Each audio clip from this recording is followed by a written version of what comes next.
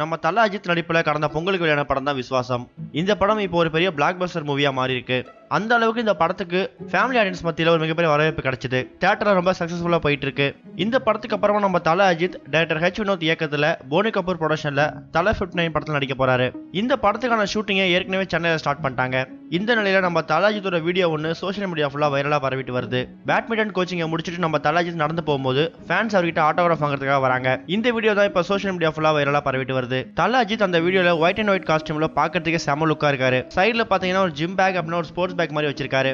ஒருவேளை work out பண்றதுக்கு போயிருக்காரா இல்ல ஸ்போர்ட்ஸ் சம்பந்தமா இதுக்கும் போயிருக்காரா அப்படிங்கிறது தெரியல. ஆனா இப்ப நம்ம தலையை பார்க்கும்போது வெயிட்டை ரெடியூஸ் பண்ண ஆரம்பிச்சிருக்காரு அப்படிங்கிறது மட்டும் தெரியுது. மேபி தல 59 படத்துக்காக அவர் வெயிட்டை ரெடியூஸ் பண்றதுக்கு வாய்ப்புகள் இருக்கு. அதே நேரம் நம்ம தல அஜித் அவர்கள் தல 59 படத்தோட ஷூட்டிங்ல அடுத்த ஷெட்யூல்ல ஜாயின் ஆக போறாரு அப்படிங்கிற மாதிரி தகவல் கிடைச்சிருக்கு. இந்த படத்துல ஃபர்ஸ்ட் டைம் நம்ம தல அஜித்துக்கு ஜோடியா வித்யா பாலன் நடிக்க போறாங்க. இது ஒரு பக்கம் இருக்க, நம்ம தலையோட விஸ்வாசம் திரைப்படம் நேத்தியோட ரிலீஸ் ஆகி 25 நாட்கள் கம்ப்ளீட் ஆயிருக்கு. இந்த விஷயத்தை தல ஃபேன்ஸ் நேத்தி வேற லெவல்ல செலிப்ரேட் பண்ணிட்டு இருந்தாங்க. ஃபேன்ஸ் மட்டும் இல்ல, நம்ம ரோபோ சங்கரும் விஸ்வாசம் திரைப்படத்தை நேத்தி ஃபேன்ஸோட சேர்ந்து பார்த்திருக்காரு. இந்த படத்தை பார்த்துட்டு வெளில வரும்போது பல விஷயங்களை ஷேர் பண்ணிருக்காரு. தல அஜித்தை பத்தி சில வார்த்தைகளை பேசுங்க அப்படின்னு சொல்லும்போது அவர் என்ன சொல்லியிருக்காருன்னு பாத்தீங்கன்னா, தலையை பத்தி பேசணும்னா ஒரு நாள் பத்தவே பத்தாது, ஒரு வாரம் ஃபுல்லாவே பேசிட்டே இருக்கணும்.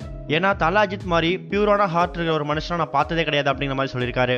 இது ஒரு பக்கம் இருக்க, நம்ம எல்லாருக்குமே தெரிஞ்ச மாதிரி பாலிவுட்ல ரிலீஸ் ஆகி ஹிட்டான பிங்க் படத்தோட ரீமேக்ல தான் தல 59 கடை உருவாகுது அப்படிங்கிற நம்ம எல்லாருக்குமே தெரியும்.